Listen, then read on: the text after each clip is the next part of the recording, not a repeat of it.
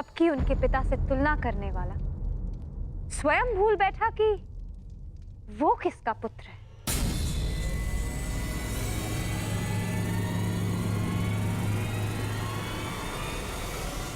अंधे का पुत्र अंधा।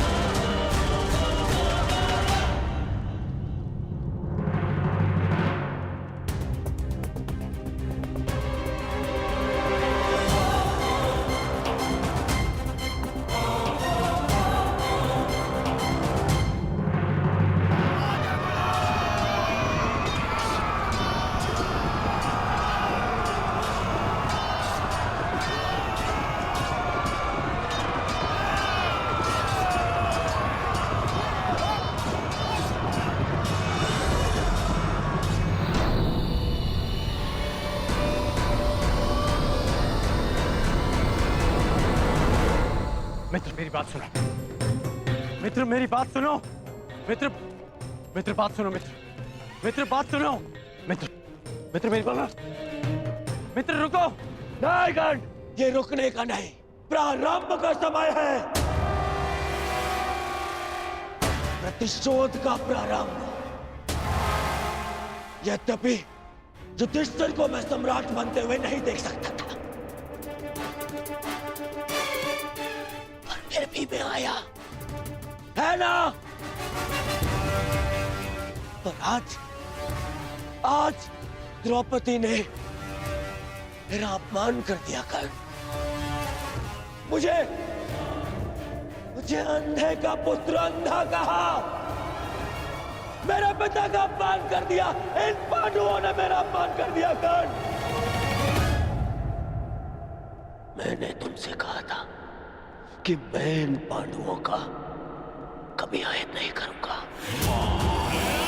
परंतु ये भी कहा था यदि किसी ने मुझे उकसाया तो मैं शांत नहीं रहूंगा। जो आज मेरे साथ में हुआ, जो पांचाली ने मुझे कहा, वो मैं कभी नहीं भूलूंगा और इन्हें भूलने भी नहीं दूंगा। इतिहास स्मरण रखेगा इस पल को और इसके परिणाम को। इस अपमान का मूल्य चुकाना होगा इस पांचाली को और उन पांडवों को भी।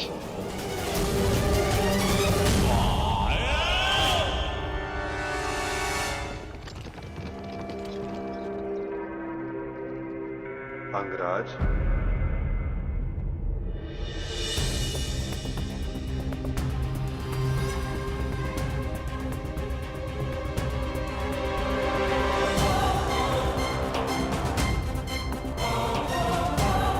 तुमने जिसका चयन किया उसने तुम्हारा साथ छोड़ दिया मित्र। अब भी समय है, अंतिम अवसर है, उचित चयन कर लो मित्र। अपने चयन का अंतिम अवसर मैं रंगभूमि में छोड़ आया हूं वासुदेव, परंतु आपको किसी और को अपने कर्म और शब्दों के चयन के विषय में सावधान कर देना चाहिए था। आप ही ने कहा था ना केशव कि प्रत्येक कर्म के अपने परिणाम होते हैं। उसी भांति मुख से निकले प्रत्येक शब्द के भी अपने परिणाम होते हैं। और मुझे भय है कि पांचाली के शब्दों के परिणाम उचित नहीं होंगे।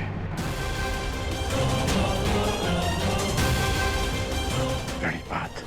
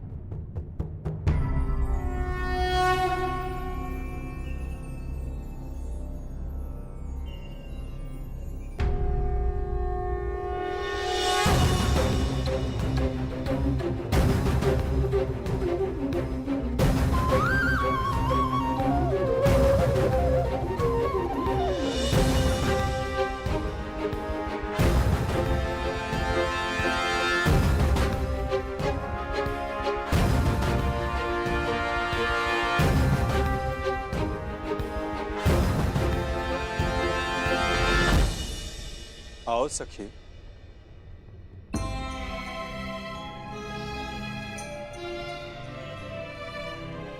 बिना मुझे देखे, बिना कुछ सुने आपने मुझे कैसे पहचान लिया सखा?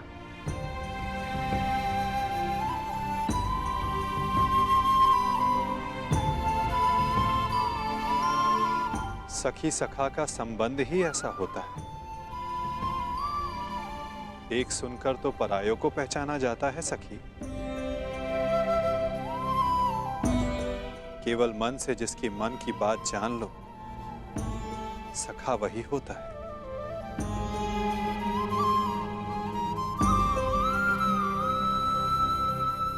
सखा, सखा आपके हाथ से तो अभी तक रक्त बह रहा है।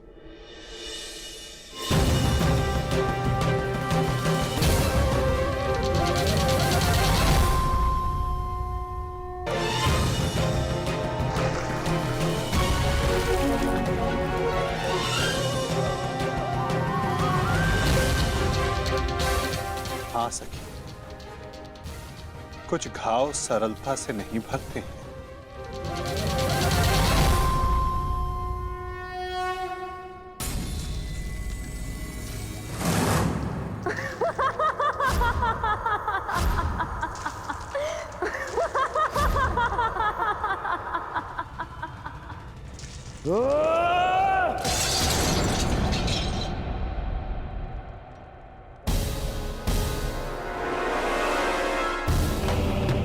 अंधे का पुत्र अंधा, अंधे का पुत्र अंधा, अंधे का पुत्र अंधा, अंधे का पुत्र अंधा।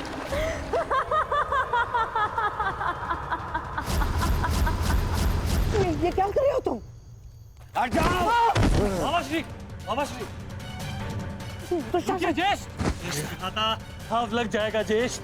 तो मैं जानना चाहता हूँ कि ऐसा कौन सा घाव है जो उस घाव से ज्यादा पीड़ा दे सकता है जो पांचाली के वचनों ने मुझे दिया है।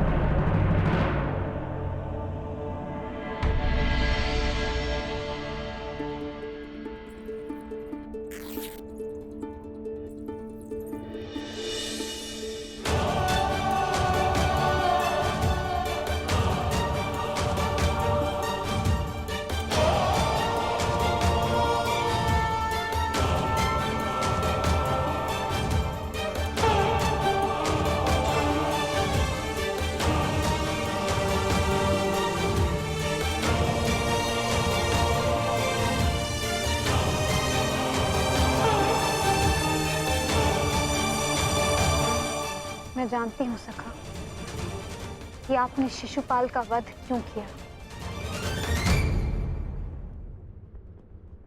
इसलिए नहीं क्योंकि उसने आपका अपमान किया, परंतु इसलिए क्योंकि आपने मेरे अपमान का प्रतिशोध लिया।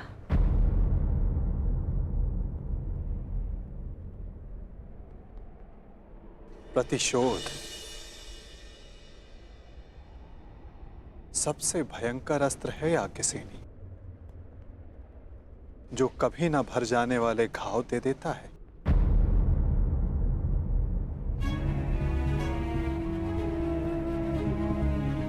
इसीलिए आवश्यक है कि प्रतिशोध से बचा जाए, और इससे भी अधिक आवश्यक है कि किसी के मन में प्रतिशोध जैसी भावना को जन्म ना दिया जाए, क्योंकि प्रतिशोध मनुष्य के विवेक को हर लेता है, भले बुरे की समझ छीन लेता है, नेत्र होते हुए भी मनुष्य को अंधा कर देता है। अंधे का पुत्र अंधा।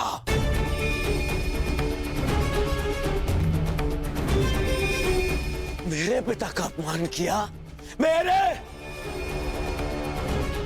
और मैं दुर्योधन इतना दुर्बल निकला कि ना मैं उस समय अपना प्रतिशोध ले पाया और ना अब लेने के सक्षम हूं। मामा, मुझे प्रतिशोध चाहिए, या तो मुझे प्रतिशोध दो मामा, या मुझे बेच दे दो। ये तो उस पांचाली के विद्रोह से छीनकर उसकी मुख पर सदा के लिए पीड़ा भर दो।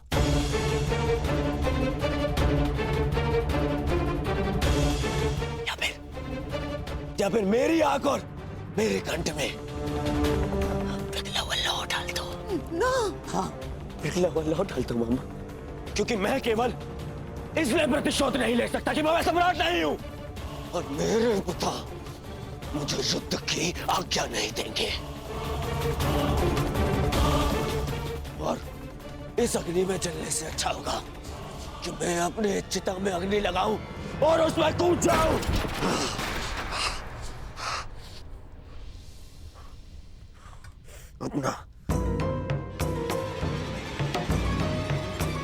अपना कलंकित और पराजित मुख दर्पण में देखने से अच्छा है कि मैं अंधा हो जाऊं।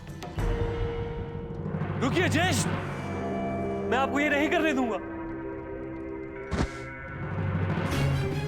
मैं अपना मानसिक संतुलन खो चुका हूं दुशासन, विक्षिप्त हो चुका हूं, क्योंकि मैं उस पद पर नहीं कि अपना प्रतिशोध ले सकूं।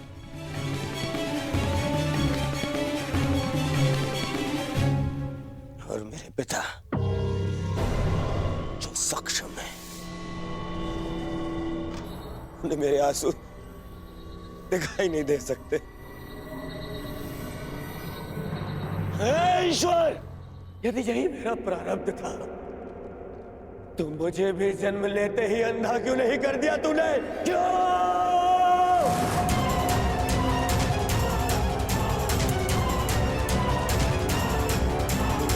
परंतु अब तेरे किए अधूरे काम को मैं पूरा करूंगा, मैं पूरा करूंगा।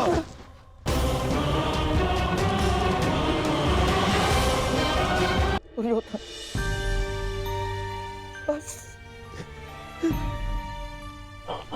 मेरा दुर्भाग्य और मत बढ़ा।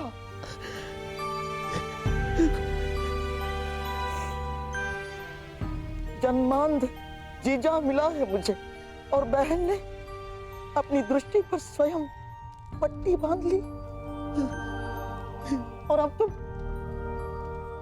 तुम ऐसा कुछ मत करो जिससे तुम्हारा ये मामा आत्मघात कर बैठे। तेरे लिए, तेरे अधिकार के लिए मैं अपना परिवार, अपना राज्य, अपना देश, अपनी भूमि त्याग कर आया हूँ और अपनी बहन के घर में श्वान बनकर बैठा हूँ।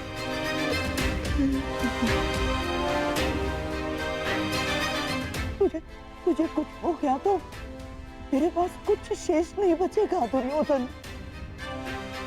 टूट जाऊंगा मैं।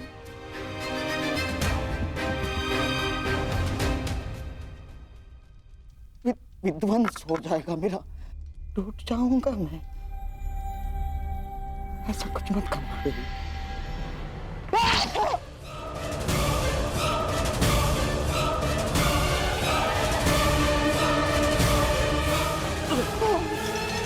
मामा, मामा, बरसों पहले मैं यहाँ आया था कि तुझे तेरा अधिकार दिला सकूं। मामा, उस अन्याय का त्राण कर सकूं जो गांधारी के साथ हुआ है।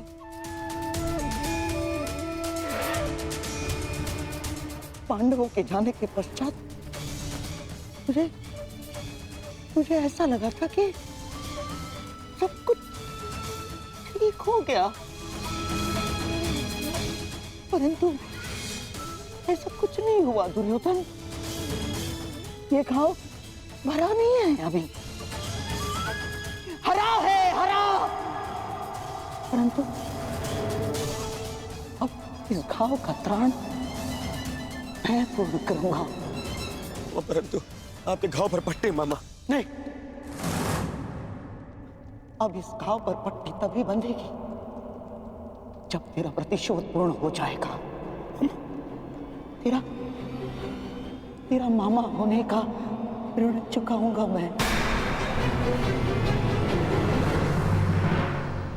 बहुत बड़े ऋण का भार मेरे कंधों पर तुमने डाल दिया है सखी। कामना यही है कि इस ऋण को चुकाने की कभी आवश्यकता ना पड़े। और यदि आवश्यकता पड़ी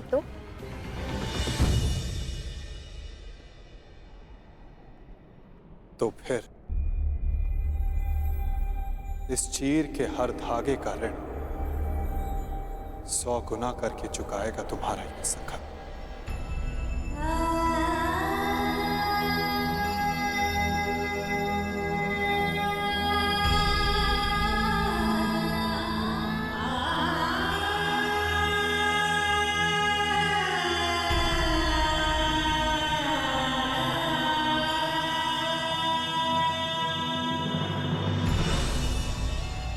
जिस पांचालिकी की अपमान के कारण मेरे दुर्योधन ने अंधा होना चाहा, उस पांचाली का ऐसा अपमान करूंगा जिसे देखकर सारा संसार अंधा हो जाना चाहेगा। उसने तुम्हारा उपहास किया है ना, तो मैं भी हरी सभा में उसे वस्त्रहीन कर दूंगा। ये मेरा वचन है तुम्हें दुर्योधन। उसने तुम्हें गाली दी है ना, उसके शरीर से एक एक वस्त्र खिंचवा लूंगा मैं, ताकि भरी सभा में पड़ती हजारों दृष्टियां उसे काली जैसी लगे। भरी सभा में पांचाली कराएगी, चित्कार करेगी, और उसके ये चित्कार का त्राण उसके वो 5 महाबली पति भी नहीं कर पाएंगे। उस याज्ञ सेनी की ऐसी अवस्था करूंगा कि वो अग्निसूता अग्नि में प्रवेश करने की कामना करे। उस पांचाली का मान इस भांति छिन्न भिन्न कर दूंगा मैं कि संसार में कोई अपने पुत्री का नाम द्रौपदी नहीं रखेगा। ये मेरी प्रतिज्ञा है।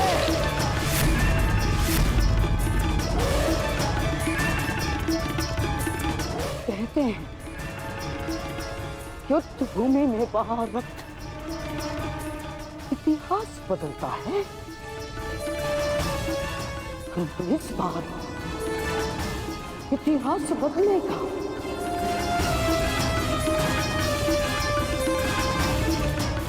बिना रक्त बहाए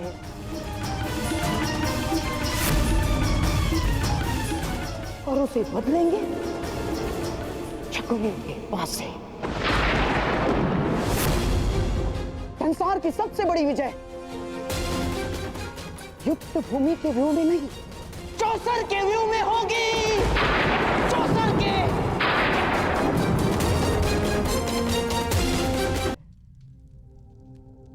युद्ध भूमि के व्यू में नहीं, चौसर के व्यू में होगी। चौसर के व्यू रचा जा चुका है सखी। मैं आपके कहने का तात्पर्य समझ ही नहीं सका। तो समझ लो कि हमारे कर्मों का, हमारे शब्दों का फल हमारे समक्ष आने को, सृष्टि की धारा बदलने को है, और शीघ्र ही तुम्हारे समक्ष विकल्प आएंगे पांचाली, और सब कुछ विकल्प के चयन पर निर्भर करेगा सखी। प्रत्येक मनुष्य की सबसे बड़ी शक्ति ही उसकी सबसे बड़ी दुर्बलता भी होती है, और धर्मशील की दुर्बलता उसका धर्म होता है। इसलिए प्रयास करना कि समय आने पर धर्मात्मा को दुर्बल पड़ने से रोक सको।